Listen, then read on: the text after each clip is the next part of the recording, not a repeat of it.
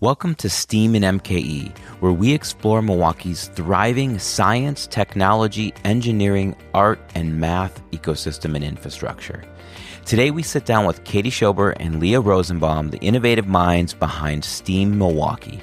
As champions of hands-on learning, they're revolutionizing how Milwaukee students engage with STEAM education by providing crucial resources to schools and teachers. From robotics kits to laboratory equipment, they're bridging the resource gap and preparing our city's youth for tomorrow's opportunities. Jump in to learn how this dynamic duo is transforming education and building a stronger Milwaukee.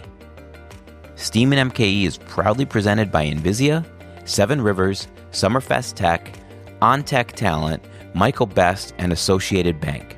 For more information, visit us at steaminmke.com. There's no Hey Adam today. It's just me, Steve. And I have two amazing guests. I can't wait to get into what they do. But first of all, let's start with you two. Mm-hmm. Who are you and what the heck do you do in STEAM, which even some people I've met recently don't know what it means, and they're in STEAM. We'll get to that. But first, let's start with who you are and what you do. Okay. Do you want to take it away? So I'm Katie Schober. I am an educator by training and kind of a mix across formal and informal spaces, mainly in middle school education, mainly in science, but also infusing STEAM through projects. I also have some informal experiences ranging from mentoring programs to outdoor education. So I've seen a lot in Milwaukee and been able to experience a lot of what the education landscape looks like through working with a lot of different schools, a lot of different students, and really led me to this path here working towards more equity and STEAM resource access along with Leah. So you like people to know stuff. Yeah. I like people to know stuff and especially looking at students, right? To know what's out there, what's on the landscape, to be able to problem solve, but then also to connect it to our community, what's going on here in Milwaukee, what businesses are here, what opportunities are here, and how does that really relate to what we're doing in the classroom? Get them networked up. Okay, good. Yeah. We're going to get deeper into that later, but yeah. So hi, I'm Leah Rosenbaum. I am an education researcher, which I like to tell people is kind of like psychology applied to learning. So I study how people learn and try to design stuff to help them learn better. It's like very high level view of it. I'm especially passionate about math and math learning and doing so in a very kind of hands-on way. Yeah. Was your major? Math. Okay. So how did you get the psychology parts of it and the studying how people learn stuff of it? So my doctorate is in, the official title is Learning Sciences and Human Development.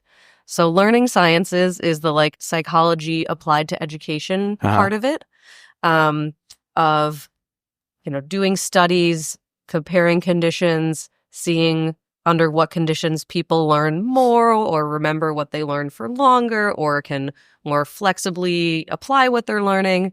The human development side of it is more kind of like developmental psychology of, from birth through adulthood and even continuing in adulthood, the kinds of contexts and interactions through which people learn, which are really diverse, right? This covers from infants looking at their mothers and learning how to point to, you could imagine teams of professionals learning how to work with one another across different, areas or specialties. See, I was totally just while you're talking, I'm comprehending what you're saying, right? I'm listening, but I'm also thinking of jokes, which is like, I can imagine do you go to like your friends and like tell them that's not going to work the way you're thinking? I try not to tell them when it's not going to work. Yeah. But when they're doing something, I'll be like, this is reminding me of this paper that I read. It's amazing to see this paper playing out in my living room.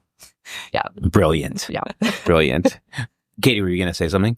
Oh, no. It's just, I think it's unique in kind of our work too, that Leah really brings that the grounding and the research piece of what actually works out in the field, and then for me it's more the practice side of what do we see in classrooms, what are students experiencing, and what are the daily realities of teachers and school environments that create the the environment in which students learn.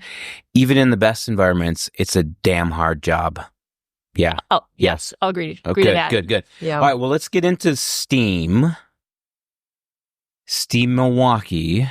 Yeah. But first, for listeners, I think when you say STEM education or STEM learners, whatever after STEM, people maybe get that a little easy, maybe a little more easily than when you say STEAM. They get thrown off by this A in there. What does this acronym mean? We kind of approach with this in a lot of different ways because when people hear STEAM Milwaukee, we've had, hey, are you a STEAM cleaning business? When we can book you or questions like that. I got the same jokes. Yep. I got the same joke. We've had it. We've heard it. And we had a conversation with a couple people a few weeks ago, and they were asking the same question. They're like, hey, we know STEM, but what is this STEAM? What is a STEAM business? We were talking about. They were talking about it amongst themselves, and one of the guys was like, hey, I think we got it. The A in STEAM. So they were trying to guess it. Yeah, they're trying to guess it. And he's like, oh, it's and. And we're like, yeah, okay, nice try, but it's art. And looking across the STEM fields, right, we talk about science, technology, engineering, and math. And how might we incorporate art in there? So art is kind of an entry point, right, and a heavy interest and engagement subject, but it also offers opportunities as students are looking to combine the disciplines and combine and apply it. How might they use art as a product, creating the final design or a final product? How might they apply either graphic design or art techniques in order to better their learning, or how might they incorporate it in the design themselves? Do you see the flip side, that being involved in the arts helps on the more technical side? I do. Yeah. I think, to me, the first example to come to mind would be kind of crossover between music and mathematics. I think there's, a lot of research on studies of rhythm, and on that, kids who study music do really well in mathematics, especially around fractions. And it's the kind of fancy word I would use is embodied experience of those math patterns, which just means like you are doing the pattern with your body, be it, moving your hand if you were playing a bowed instrument, moving your fingers on a keyboard. All in. Like your body is making those rhythms because you are operating the instrument, or your voice in that way. But I think that, to me, those crossovers are evident across the spectrum of, if you say studio arts, there's a lot of, say, physics and chemistry that go into the materials and the construction of arts pieces. Performing arts, there's a lot of, I don't know, maybe we cut this bit because what performing arts, we think about the communicative, the communicative properties. Sometimes without words, right? And it's So in my day job, I work for the Milwaukee Youth Symphony Orchestra, and we have 1,000 student musicians in the program. Yeah. Many of them do not go on and formally to pursue music after MISO. Yep. Many of them are in STEM careers and STEM majors after this music part of their life. So I just think it's why I asked the question to see, what the hell do I know? I did like 3 studies of 4 senior videos, that we did. But you live and breathe this stuff, but you see the same things. Yeah, definitely. That's cool. Think about the diversity, right? We want students to have that breadth, right? The music experience, the art experiences within the STEM fields as well. I remember I had a student once who said, you never know what you might love unless you try something new, and how impactful and powerful that is for students to have that diversity of experiences across the range of what's available to them, to be able to know themselves and form their identities, and then make those future decisions. Yes. Yeah. All right. So what the heck is STEAM Milwaukee then? Given all this stuff we've done, like we're laying the groundwork, that you two are the experts. You have this organization called STEAM Milwaukee. What does it do? So STEAM Milwaukee we're a resource hub, and we really believe that every student deserves hands-on learning every day. And part of the challenge in being able to provide that is that there is a heavy resource need, heavy material need to be able to provide students with this range of experiences. Now, think of the different ways that we've learned as learners kind of across different generations, and maybe back in the day, maybe more teacher standing up and giving a lesson. Perhaps was your experience, or maybe you were taking notes and answering questions. Today's students are learning in ways that are different and unique than you might have experienced when you were a child. So take modeling, developing products, testing, running experiments, getting their hands... Like making stuff. Yeah. Exactly. Which is such an empowering experience as a learner, because you're solving problems and you're building that identity as someone who can learn, it can intake new... develop your understanding of new content, and then be able to apply those skills. So cool. To solve and build something, create something. Damn, kids are so much smarter these days. Yeah. I hope so. That's the goal.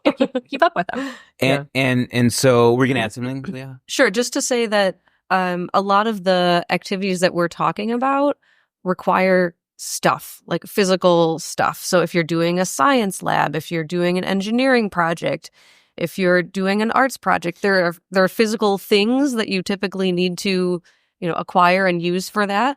There are some great simulations and apps out there, but, and again, I'll lean back on the research, when learners are involved in all of their senses, and you have opportunities to physically manipulate stuff in front of you, it's a much more kind of engaging, sustaining experience. And so part of what STEAM Milwaukee does is we try to lend out those materials so that it isn't incumbent on schools and teachers to purchase, maintain, organize, all that stuff. Stay on top of what's the most current, right? Yeah. You're the experts bringing this stuff in. Yeah. So are you seeing, because of all this, are you seeing kids are more college ready or even more job ready today? And I mean, I made the joke that these damn kids are so much smarter today, but it's true, I would assume. I mean, that's certainly one of the goals. Yep, absolutely. Yeah. And I'd say longitudinally, it's, as we're starting and growing, we don't have kids who are at that college level yet. But a few weeks ago, a teacher shared, and you're doing a drop-off pickup of equipment, and this teacher, she's incredible herself, but she was sharing that a ninth grade student, freshman in high school, was writing back to her as their eighth grade teacher, and saying how well prepared they were for transitioning to high school science. There you go. And I skipped high school, but that's a great point, right? Yeah. The teacher really, she attributed it to the curriculum that which is one of our resources, but I'm going to throw a plug in for her. She's this incredible teacher and works with students in really, really unique ways. Awesome. There's a lot of stuff happening in STEAM, correct? Right? In the city, right? Yeah, 100%. Do we need more? I think in my mind, and I think Katie will agree with me, feel free to disagree, is that I think teachers need more. I think that there is, we've known even since before COVID, and I think it's only accelerated since then, that teacher retention is a huge challenge. And I think that there is so much on teachers' plates already. And so part of what we do is, we lend out the resources, the stuff, but the other big focus that we try to reach in a few different ways is supporting teachers to learn the skills, both technical and in terms of, how they use these materials to facilitate for their students in the classroom. So I do think that there is more, it can't just be kind of piling more on the plate, because that teachers' plates are so full already, but I do think we need kind of to throw in, again, a more innovative model for how to support teachers in learning the new skills that they want to be able to bring to their students, and doing so in a way that's sustainable for them. Right. I think that looking at the STEAM ecosystem in Milwaukee, even education specifically, there are a ton of important roles that people play in that ecosystem. So whether it's convening and drawing people together to have conversations and hopefully create, some innovative new, project ideas moving forward, or connectors where, someone has a really good insight into the resources that are available and knows, the schools and what their needs are, and they're able to connect those pieces. But even the direct program offerings as well, there are countless, programs in the city, and they individually each play such a powerful role in bringing their individual piece to that student experience, and again, be able to provide students with a wide range of those opportunities. And I think, as Leah said with that, right, the teacher support piece of how might we lighten, and coming from the classroom myself can attest to this. Sometimes as a teacher, you might be the only person in your building who's who's, teaching the content. I think a lot of schools are maybe perhaps still content-based, but now are really driving towards integrating skills, cross-disciplinary skills as well. But you might be the only person who's doing that in your building and not really easily have another person to connect with to really plan and to get to provide some of these unique opportunities. So again, being that thought partner, playing that role, being able to provide equipment, and then even take some of the prep work off of teachers. That's an interesting kind of unique piece within these STEAM fields where there is, when you're doing those hands-on learning pieces, there is a significant prep piece to that. So how might we support teachers in being able to do that more readily and probably without having to spend so much extra time to get those experiences ready? Are there places around the city that you find you're having the most success? And feel free to name names if they're great partners. I think we're a newer organization, and we're striving to make it to be accessible, right? That's our whole goal, because while, the ability to learn creativity, that's equitably distributed throughout our city, we don't have equitable distribution of resources. And we see schools that are very well resourced and schools where, you're bringing in kitchen science materials to run activities for kids.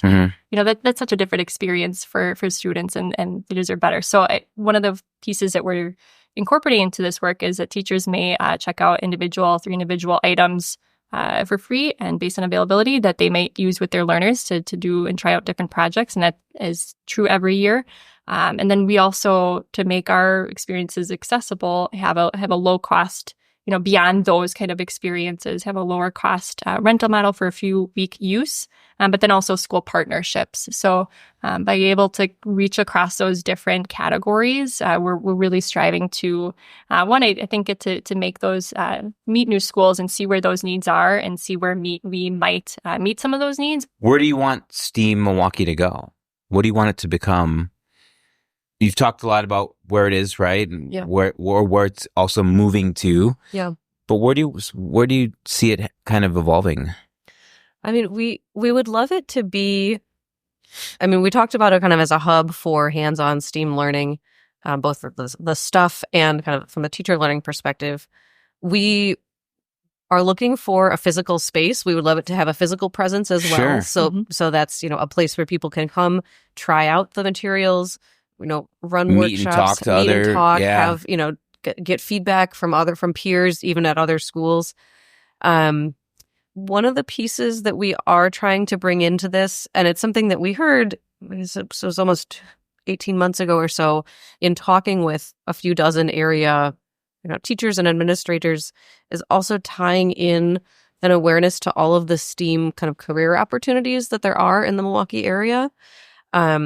So one of, Katie had mentioned that we work very hard to keep our offerings affordable. One of the ways that we're trying that out is through kind of a business sponsorship model. Where a local STEAM-related industry, so I think it's get a name, like right now we have a pilot with Wisconsin Diagnostic Laboratories, which is out at Freighter. Yeah. So as part of a pilot, that partner business would support us in developing some curriculum ties, purchasing materials, training teachers to then take that hands-on experience into the classroom that features the work of, in this case, the clinical laboratory sciences, to help middle school kids know, hey, if you love science but decide you don't want to be a doctor for X reasons, there are other options out there. It's not just doctor, lawyer, those super high-profile careers you might see.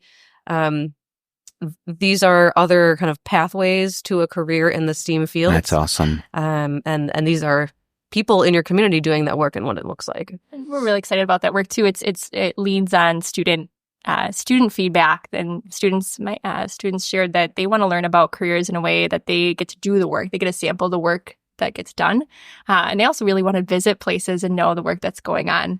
And it also invaluable. Yeah, also comes from students, in sharing what careers they are aware of, naming a lot of those doctor, readily visible in the community types of roles, but not knowing a lot of what might be behind the scenes and making our community work in ways that, that we might not even be aware of that are happening. So I think the other piece with that work is we're looking to tie it, obviously having that hands-on component, component, but being able to connect the standards and what students are actually, what they're doing in the classroom to connect it to that experience so that it's actually moving their science learning or their STEM learning across the board forward. So it's part education, part talent development, and part talent retention.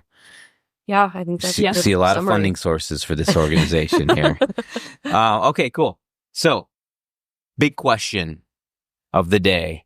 How do people get involved? Where do they find you? Yeah. How can they support? Yeah. Or www.steammilwaukee.com is a quick way for you to check out some of the collection and offerings that we have. Again, classroom kits that can serve students, particularly in the middle school age, but also leaning in and growing into the elementary space, and they've also been taken into the high school space as well.